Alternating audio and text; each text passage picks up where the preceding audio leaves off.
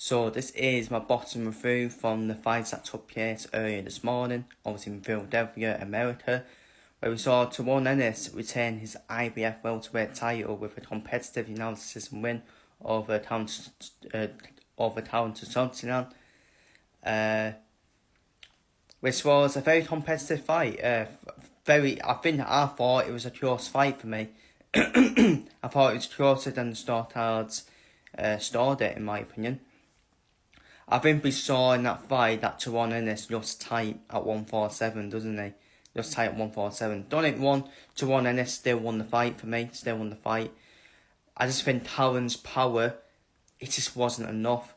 If Talon had more power in his punches, then Jaron Ennis would be in trouble. Would be in big trouble, in my opinion.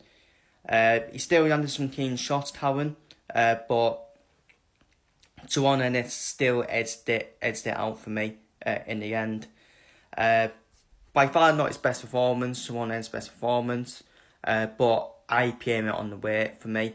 I just don't think Jaron Ennis is at the right weight now.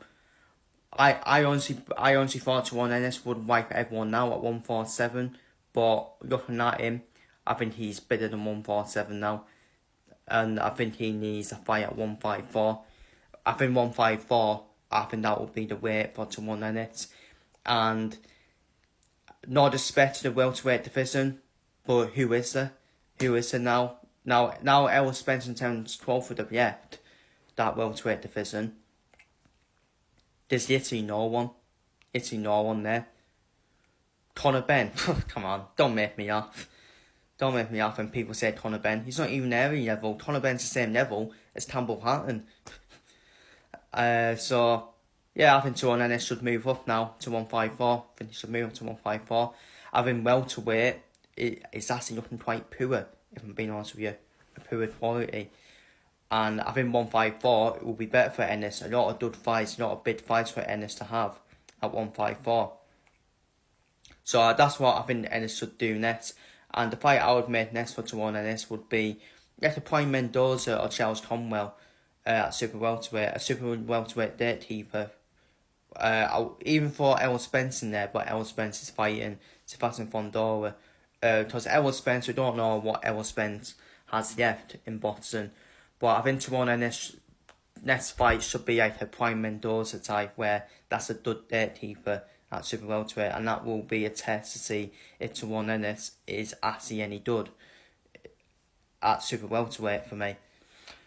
Up next then, we saw my guy, Jesse Bamwood-Reedhead, who I told people is in the top 5 of the pound per pound every time. Who knocking out Pedro Tafara, who's never been stopped or knocked out, by the way, and Jesse Bamwood-Reedhead knocked him out inside 3 rounds. Jesse Bamwood-Reedhead, so special, man. What a special fighter Jesse Bamwood-Reedhead is. Such a shame that he doesn't get recognised in the mainstream media. It really is a shame. Because he is one of the best fighters in the world. Jesse Bamwood-Reedhead, one of the best fighters in the world. I'll keep on saying it. As well. And job done. As far as Jesse Bam is concerned. The way he fights, he's so good defensively as well. He picked them apart, let's be real. Picked them apart. 3rd round, job done. And Jesse Bamwood-Reedhead's next. What next for Jesse Bamwood-Reedhead? He wants to bid fights, and that's why he should be respected more. He just wants to bid fights. He wants to bid title fights as well. He's defeated a fucking Hall of Famer boxer in Juan Francisco Estrada, for God's sake. Look at the job he did on him. Albeit, it's not the same as Estrada, but at the end of the day, that's the win he needed, Bamwood-Reedhead, for his resume. But the next fight I would make for Bamwood-Reedhead is the Iroquois Martinez winner. That's the only way. It's a big fight available for me. And recognisable names as well. A big fight as well. And it's a fight where Jesse Bamwood-Reedhead would fancy his chances in my opinion. But yeah, Jesse Bamwood-Reedhead, one of my favourite fighters, man. One of my favourite fighters. So special to watch. Always gets me off my seat.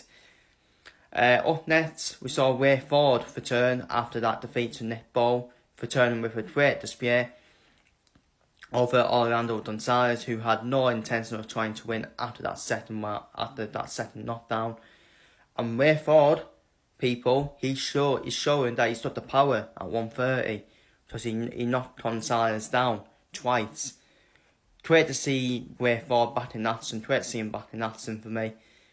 Again, we did boxer to watch. By the way, a boxer, not a fighter, but a good boxer to watch. Way Forward. And the next fight, the fight I would make next for Way Forward is probably the Racinci fight. Obviously we don't see Anti-Tatatse versus Eduardo Nunes has been ordered, but if that doesn't happen, then Racinci will likely fight Nunes for the vacant title, if vacated by Tatatse. But I think that should be the fight next door, Way Forward versus Racinci, which should be like a semi-final. The winner of that fight should face the winner of Tatatse versus Nunes.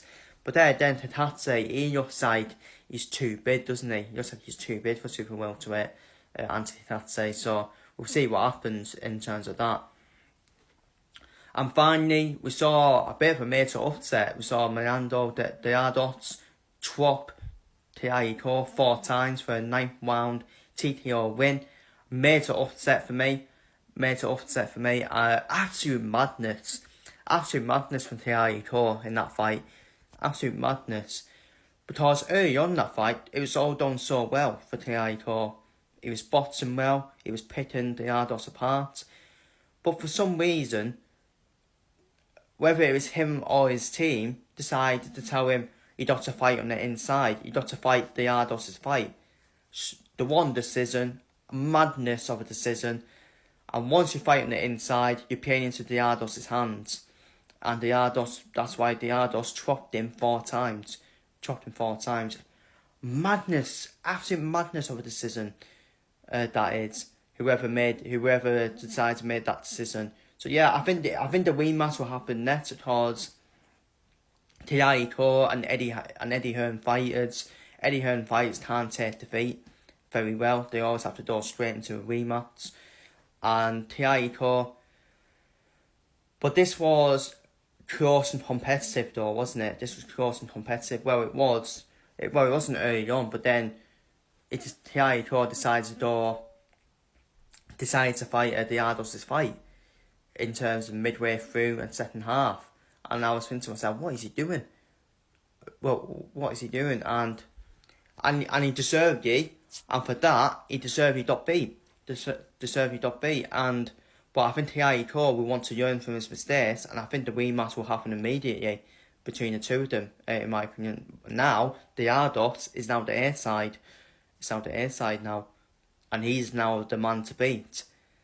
And Tiago, in the rematch, I think the rematch has to happen, surely, because he will want to learn from his mistakes. But again, it's a bit ritzy now, isn't it? It's a bit ritzy. But I think he'll go into the rematch with Manuel Dardo. But that's my opinions on every fight I've spoke about. That's a fight on it. But yeah, Tiago for me, he was just too flat-footed. Once he fought Dardo's fight, he was flat-footed. He became flat-footed and he decided to trade with Dardo, who is a proper shudder, by the way. Madness, absolute madness of the decision. And now Tiago will need to avenge that defeat. But anyways, feel free to leave your thoughts on every fight I spoke about down below in the comments.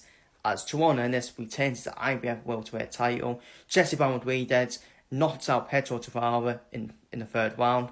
Way Forward returning with a great display, and we'll see a major upset with Manuel Dardo chopping and stopping Tiago. Feel free to leave your thoughts down below in the comments.